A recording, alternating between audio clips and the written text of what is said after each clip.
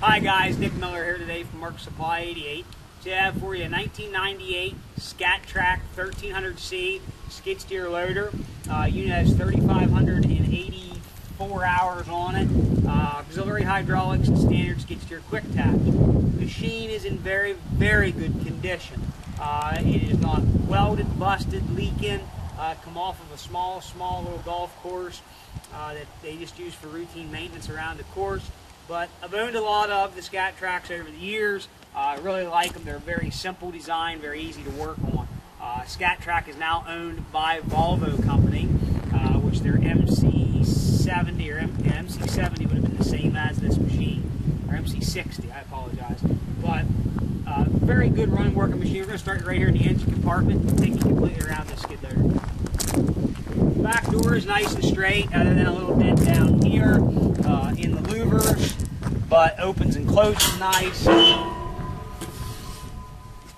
Underneath here, powered by, I believe, and I'll double check this and have it on the listing, but it should be a 49 horsepower Perkins 4-cylinder diesel engine. Starts and runs excellent, no abnormal noise, smoke, blow by, anything of that nature. We have changed hydraulic, both airs. There is a spin-on fuel filter down here and a inline fuel filter.